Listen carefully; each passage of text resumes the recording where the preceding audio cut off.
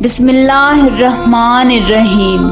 شروع اللہ کے نام سے جو بڑا مہربان نہایت رحم والا ہے۔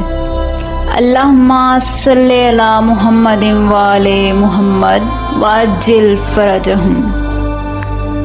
میں خاک کربلا ہوں، شفا بانٹتی ہوں میں، ہر لا علاج غم کی دوا بانٹتی ہوں میں۔ کیا مجھ سے پوچھتے ہو کہ کیا بانٹتی ہوں میں؟ کیا مجھ سے پوچھتے ہو کہ کیا بانٹتی ہوں میں؟ شمس و قمر کو رزق ضیاء بانٹتی ہوں میں۔ سوچو ذرا سی دیر کدھر جائے یہ کائنات، سوچو ذرا سی دیر کدھر جائے یہ کائنات، میں بھی شفا نہ بانٹوں تو مر جائے یہ کائنات۔ محمد بن مسلم بزرگ ترین شیعوں کی علماء میں سے ہیں اور حضرت امام محمد باقر علیہ السلام کے شاگردوں میں سے تھے۔ لوگوں نے محمد بن مسلم سے نقل کیا ہے کہ انہوں نے کہا کہ میں کوفہ سے مدینے کی طرف چلا اور جب مدینہ پہنچا بہت سخت بیمار ہو گیا کہ پھر میرا کھڑا ہونا دشوار تھا، بستر پر لیٹا ہوا تھا کہ کسی نے دق الباب کیا۔ تھوڑی دیر بعد حضرت امام محمد باقر کا غلام وارد ہوا، ہاتھ میں پانی کا ظرف تھا اور اوپر کے حصے کو رومال سے بند کر دیا تھا۔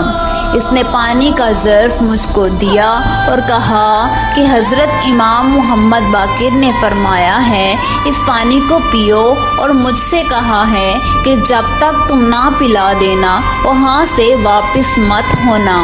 میں نے پانی کو لیا اور پیا، اس قدر خوش مزہ اور خوشگوار تھا کہ اپنی عمر میں کبھی ایسا پانی نہیں پیا تھا۔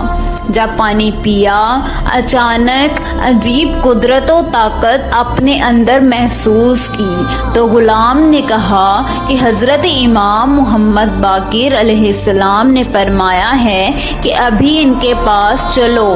میں نے کہا کہ تم نے نہیں دیکھا کہ بیماری کی وجہ سے حرکت نہیں کر سکتا اور بستر پر پڑا ہوں؟ غلام نے کہا کہ یہ امام کا حکم ہے۔ میں نے بھی اطاعت کی اور اٹھا، کمال تعجب سے دیکھا کہ میرے بدن میں کوئی درد نہیں ہے اور پوری طرح قادر ہوں۔ بس غلام کے ساتھ امام کے گھر کی طرف چلے۔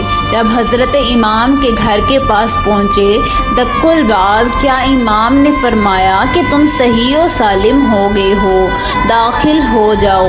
میں روتا ہوا داخل ہوا، سلام کیا اور امام کے دست و سر مبارک کا بوسہ لیا۔ ہم نے فرمایا اے محمد بن مسلم کیوں روتے ہو؟ عرض کیا کہ آپ پر قربان ہو جاؤں، غربت و راستہ دور ہونے اور سعادت زیارت حاصل نہ کرنے اور آپ کی خدمت میں رہنے کی ناتوانی کی وجہ سے روتا ہوں۔ امام نے فرمایا کہ اولاً تو خداوند عالم نے ہمارے تمام شیعوں دوستوں کو ناتواں بنایا ہے اور بلاؤں کو ان پر نازل کیا ہے اور یہ آزمائش الہی ہے، لیکن غربت کی بات جہاں تک ہے بس مومن اس دنیا میں اور لوگوں کے درمیان غریب ہے، یہاں تک کہ اس دنیا سے گزر جائے اور جوار کرب الہی میں جگہ پائے۔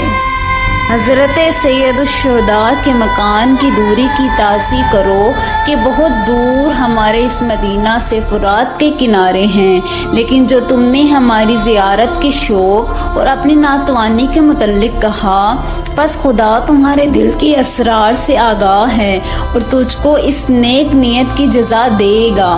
پھر امام نے فرمایا کیا تم حضرت امام حسین کی قبر مطہر کی زیارت کے لیے جاؤ گے؟ میں نے عرض کیا کہ جی ہاں، لیکن بہت خوف و وحشت کے ساتھ جاؤں گا۔ تو امام نے فرمایا کہ جتنا بھی ڈر زیادہ ہوگا زیارت کا ثواب بھی اتنا ہی زیادہ ہوگا۔ جو شخص اس سفر میں ڈرے قیامت کے خوف سے امان میں رہے گا اور جب قبر کی زیارت کر کے پلٹے گا بخش دیا جائے گا۔ پھر امام نے فرمایا کہ اس شربت کو کیسا پایا؟ میں نے عرض کیا کہ گواہی دیتا ہوں کہ آپ اہل بیت علیہ الصلوۃ والسلام رحمت حکمت ہیں۔ جب غلام شربت کو لایا میں بیماری کی وجہ سے اپنے پاؤں پر کھڑا نہیں ہو پاتا تھا، کسی چیز کو اس سے زیادہ خوشبودار، خوشگوار اور ٹھنڈا نہ پایا اور اس کو پینے ہی فوراً صحت یاب ہو گیا۔ جب غلام نے کہا کہ میرے مولا کے پاس چلو، میں نے کہا کہ جاؤں گا، جان چلی جائے، لیکن جب روانہ ہوا گویا اس طرح جیسے زندان سے رہا ہوا ہوں، آسودہ اور نہایت آرام تھا۔ خداوند عالم کا شکر ہے کہ اس نے آپ کو شیعوں کے لیے رحمت بنایا ہے۔ حضرت امام نے فرمایا کہ جو شربت تم نے پیا وہ حضرت امام حسین علیہ السلام کی قبر مطہر سے مرکب کیا گیا تھا، اس لیے کہ آن حضرت کی خاک شفا بہت بہترین دوا ہے اور کوئی چیز اس کے برابر نہیں ہے۔ ہم علاج کے لیے وہی خاک استعمال کرتے ہیں اور اس سے بہت زیادہ خیر دیکھا ہے۔ اللہم صلی علی محمد وآل محمد وعجل فرجہم۔